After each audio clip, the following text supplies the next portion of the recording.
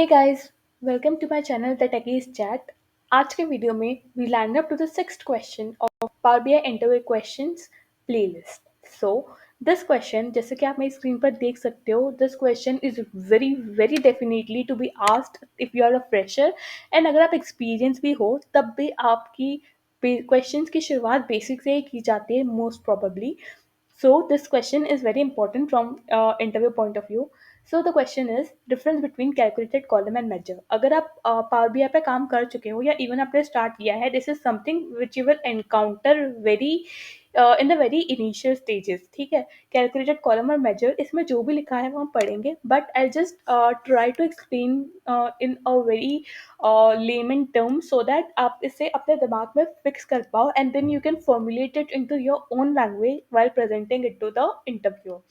ठीक है, calculated column, पहले आप कॉलम से ये समझ लीजिए, कैलकुलेटेड कॉलम एक कॉलम ही है जो एग्जिस्टिंग कॉलम से बनता है। जैसे कि मान लीजिए कि एक कॉलम दिया हुआ है जिसमें है डेट ऑफ बर्थ। ठीक है, ये ऑलरेडी एग्जिस्टिंग कॉलम है डेट ऑफ बर्थ।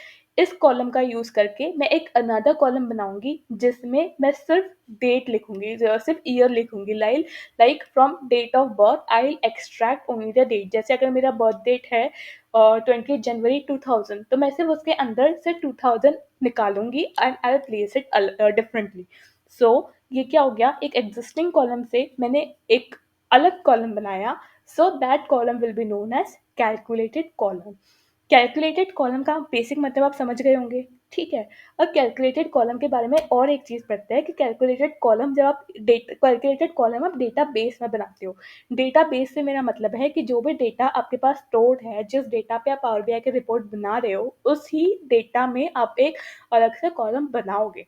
सो उस कॉलम की एंट्री आपके डेटाबेस में रहेगी। ठीक है, क्लियर है यहाँ तक? ठीक है, और क्योंकि आप कॉलम बना रहे हो तो कॉलम में हर रो में डेटा होगा, राइट? एक कॉलम में मल्टीपल रोज इंक्लूड हो सकती है, और जितनी भी रोज इंक्लूडेड है, जैसे कि अगर मेरे पास 10 लोगों का डेट ऑफ बर्थ है तो उन 10 लोगों का मेरे पास डेट ऑफ ईयर भी आ जाएगा। ठीक है, तो ये कैसे कैलकुलेट करता है, रो बाय रो, मतलब हर रो की अपनी एक वैल्यू होगी। ठीक है, जैसे मेरा नाम है सपोज ABC, मेरा है 2000 ईयर एक्सट्रैक्ट होकर आया है। अगेन देयर इज DEF, उसका 1995 एक्सट्रैक्ट होकर आया है। So to summarize, calculated column is a column that is derived from an existing column and it has a space in the database. और तीसरा पॉइंट हमने क्या पढ़ा, it has value for every row. जहाँ तक डेटा है हमारा, उसमें हर रो में डेटा होगा। तो रो बाय रो कैलकुलेशन ड्यूरिंग डेटा लोड और रिफ्रेश। अगर कोई कॉलम मान लीजिए किसी का बर्थडे नहीं हुआ है, वहाँ पे एम्प्टी है, that is a different scenario, but still it has a empty null value, so it has a value. ठीक है, उसके बाद उसके बाद देखते हैं producer a static column in the table, मतलब उसकी एंट्री होती है। स्टैटिक का मतलब होता है वो जो चेंज ना हो। ठीक है, अगर आप किसी डैशबोर्ड पे काम कर रहे हो, उस डैशबोर्ड में रहते हुए आप किसी भी कैलकुलेटेड कॉलम को चेंज नहीं कर सकते। मान लीजिए कि मैं अब एक डैशबोर्ड बना रही हूँ जिसमें मुझे ये दिखाना है कि कितने कौन से साल में कितने बच्चों ने जन्म लिया। So I can't just go and I can't just edit the year thing that I have created from the dashboard वाला workspace और from the dashboard वाला पेज। ठीक है, तो ये आप चेंज नहीं कर सकते। Use case, it is useful for creating new columns based on raw data. ठीक है, उसके बाद can impact model size. Performance impact का इसका मतलब है क्योंकि हमने कैलकुलेटेड कॉलम से एक नया कॉलम बनाया तो उसने डेटाबेस में अपनी एक जगह बनाई, इसका मतलब उसने स्पेस ऑक्यूपाई किया। स्पेस बढ़ा तो मेमोरी कम हुई, मेमोरी कम हुई तो परफॉर्मेंस इश्यू बढ़ सकता है। So that is this I am talking about a small column, but जब आप एक्चुअल डेटाबेस पे काम करते हो, एक्चुअली डैशबोर्ड बनाना स्टार्ट करते हो, there are multiple databases where you have to create calculated columns. ठीक है, ताकि आपका डेटा आप प्रॉपरली प्रेजेंट कर पाओ। ठीक है, सो आई गेस ये इसका सिंटैक्स है। अगर आप पावर BI यूज़ करते हो तो आप इसे अपने इसमें एग्जीक्यूट करके देख सकते हो, जैसे कि यहाँ पर but it should have a date of birth column obviously.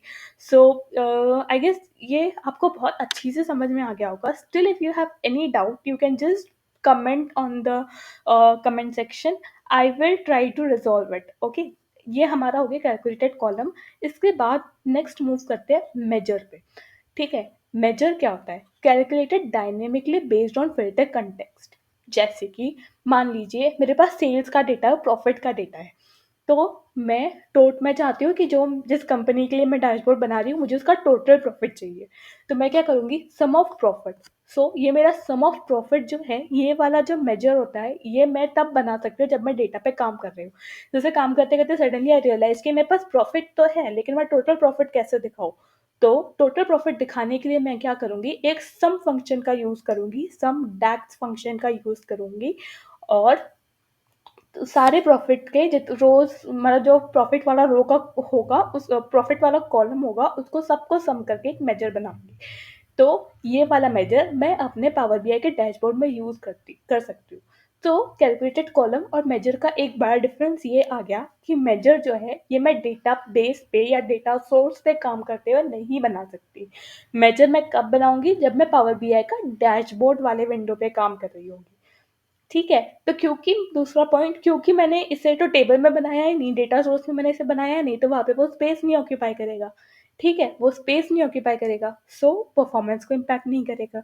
तो 2 पॉइंट क्लियर हो गए। पहला, ये कॉलम, ये जो मेजर होगा, ये जो कैलकुलेटेड मेजर होगा, ये मेरा कब बनेगा? जब मैं डेटा सोर्स में नहीं, बल्कि डेटा विजुअलाइजेशन वाले इसमें काम कर रही होंगी।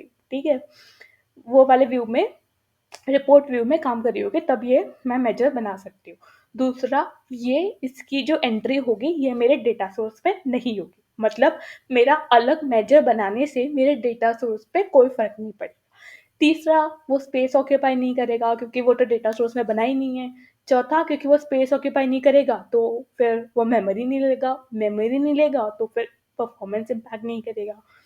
ठीक है, और नेक्स्ट चीज़, आप अब थोड़ा-सा अगर लॉजिकली सोचो, तो क्योंकि हमने इसे टोटल बनाया है, टोटल मतलब इसके अंदर हर कॉलम की अपनी एक इम्पोर्टेंस है, अपना एक योगदान है, लेकिन ये हर रो का हर रो पे जाके कैलकुलेट नहीं कर रहा है।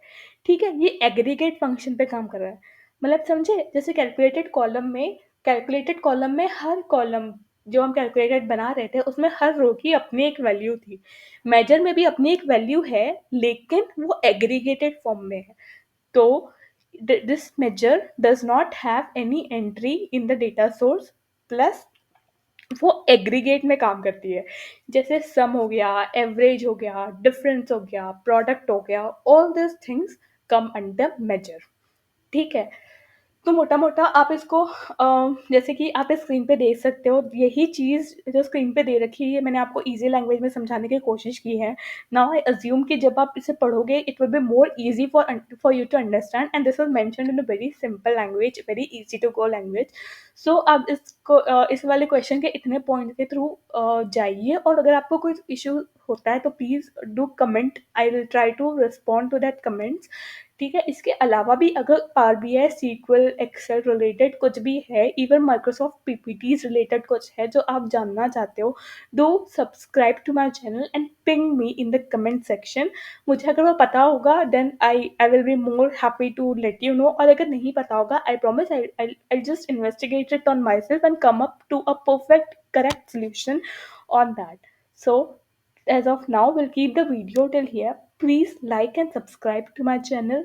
Share this video for someone who is actually trying to get into Power BI, and keep learning. Thank you.